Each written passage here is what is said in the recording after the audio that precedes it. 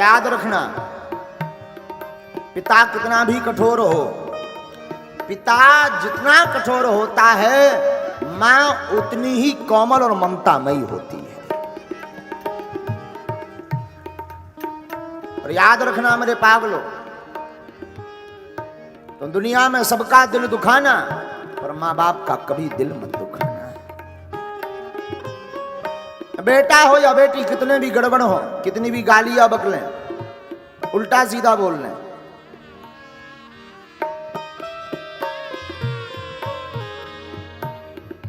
मां को भी बकलें, माता कुछ देर के लिए जरूर मुंह नहीं बोलेगी, रात में अंत में भोजन लेकर के आ ही जाएगी, ले बेटा खा।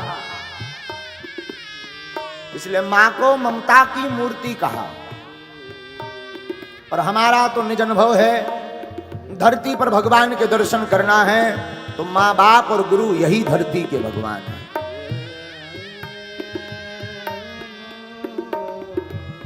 मां से बड़ा ममतावान कोई नहीं होता। कितने ही किलोमीटर दूरी पर बेटा या बेटी रहती हो, पर मां के हमेशा दिल के करीब रहते हैं। बेटा कितना भी निकम्मा हो, चोर हो, खुरापाती हो, भाई मन काट देगा, पिता त्याग देगा, पर मां मरते दम तक अपने बेटे को अपने से अलग नहीं करना चाहिए।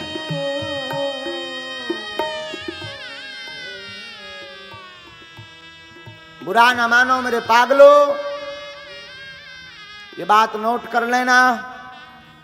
जीवन में माता और पिता, माता पिता में जो मां है ना, मां कोई स्त्री नहीं है, मां कोई संबंध नहीं है, मां एक ममता की मूर्ति है।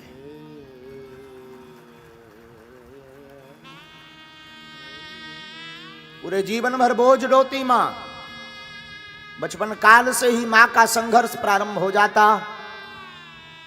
अपने बेटा और बेटी को सूखे में सुलाती, खुद गीले में सोती। बेटा और बेटी को भोजन कराती, खुद भूखी रहती। बेटा और बेटी कहीं पर भी चले जाएं, सबसे ज्यादा मन्नत अगर कोई मांगती है, सबसे ज्यादा अर्जी अगर कोई लगाती है, ईश्वर से अपने पुत्र या पुत्री की मंगल की कामना अगर सबसे ज्यादा कोई जीवन में करता है तो वो मां करती है। मां बाप से बड़ा इस दुनिया में कुछ भी नहीं है। और उसमें भी मां एक ऐसा शब्द है जिस शब्द की कोई व्याख्या नहीं है। मां जिसका कोई उदाहरण और इसकी कोई दूसरी तुलना नहीं है। स्मरण रखना, तुम सबको दुख देना, पर अपने मां बाप को स्वप्न में भी दुख मत देना।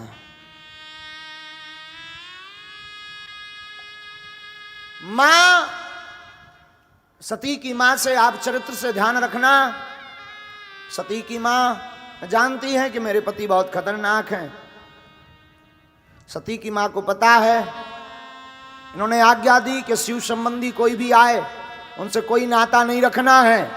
पर सती की मां ने अपने प्राणों की बाजू लगा दी कि मैं भले ही मैं मर जाऊं, मेरी गर्दन काट दें, पर मेरी बेटी से कोई नहीं बोल रहा, मैं तो गले मिलकर के ही रहूंगी। यही तो मां की ममता होती है, यही तो मां की मूर्ति होती है। मां ममतावान होती है, मां करुणावान होती है। मां एक ऐसा शब्द है जिस शब्द में अथाह प्रेम भरा है, लबालब।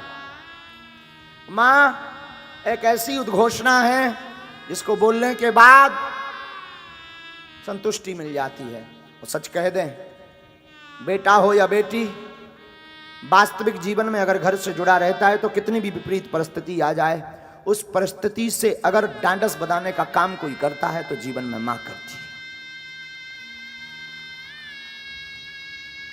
भयंकर दुख आ जाए, मां बोल देती है तू चिंता मत करिए, तो होता रहता है। मुझे एक वाकया स्मरण आ रहा। एक क्रिमिनल को फांसी की सजा मिली।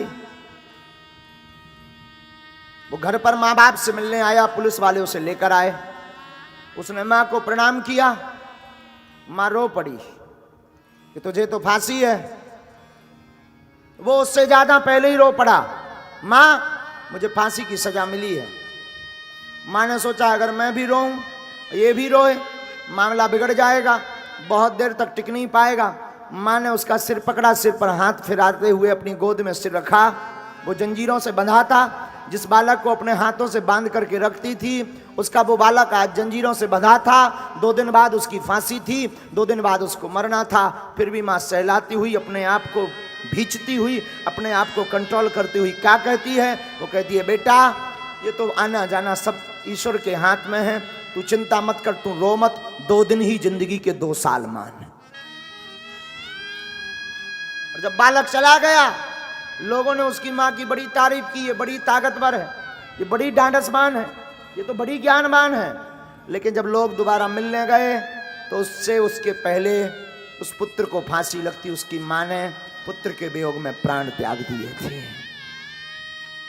और मरते मरते वो कहती जा रही थी कि मैं पुत्र को भले ही ये कह चुकी कि मरना और जीना तो ईश्वर के हाथ में है, पर मेरा हृदय जानता है मेरा पुत्र क्या है और पुत्र के जाने का दुख क्या है।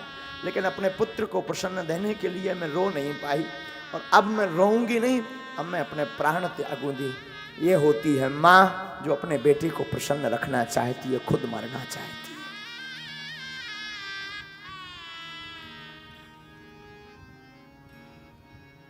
माँ एक ऐसी मूर्ति है, वो अपने रक्षाबंधन को भूल जाती, वो अपने घर को भूल जाती, भाई की सुनी कलाई रक्षाबंधन पर पड़ी रहती, पर माँ अपने पुत्र के प्रसन्नता के लिए रक्षाबंधन के त्योहार पर जाना बंद कर देती, ताकि मेरे पति और मेरे पुत्र प्रसन्न रहें। उसे भी बहुत याद आती, उसे भी लगता मैं जाऊं, मेरे भाई की सुनी कलाई होगी, मैं कलाई पर राखी बांधूं, आज मेरा भाई अकेला महसूस कर रहा होगा, मैं जाकर के उसको खुशियां दूं, सबकी बहनें आई होंगी, मेरी सहेलियां आई होंगी। पर माँ तो माँ होती है, एक तरफ सोचती है कि मैं जाऊंगी तो घर पर मेरे बच्चे भूखे रह जाएंगे, मैं अपनी खुशियों को मार देती हूँ, मैं अपने भाई की कलाई सूनी रख लेती हूँ, पर मेरा बेटा मेरा बेटी भूखा ना रहे। ये है माँ, ये होती है साधु वो माँ। माँ के लिए तो कोई व्याख्या नहीं है। मां शब्द अपने आप में एक बहुत बड़ा है। एक वीडियो हमने बहुत पहले किसी सज्जन ने हमें दिखाया था, उस वीडियो का चित्रण आज भी हमारे चित्त को झंझोर देता है। हम तुम्हें वीडियो तो नहीं दिखा पाएंगे, पर उसका चित्रण बताते हैं। रोड के एक्सीडेंट में एक बंदर का बच्चा एक्सीडेंट में मर जाता है बीच रोड पर। खबर नहीं रही होगी उसकी माँ, उस बंदर की माँ उस रोड पर पिछले हुए बच्चे को हाथ में लेकर के 9 दिन तक उसी रोड में उसी जगह बैठी रहती है, 9 दिन तक। तो इंसानों में ही केवल माँ में ममता नहीं होती, पशु पक्षियों की माँ को भी ममता होती है। यहाँ तक कि चिड़िया भी अपने बच्चों के चुगने के लिए स्वयं तूफान से लड़ती, धूप से लड़ती, बड़े बड़े चट्टानों से लड़ती, हवाओं से लड़ती, पर दाना ला करके अपने बच्चों का पेट भरती।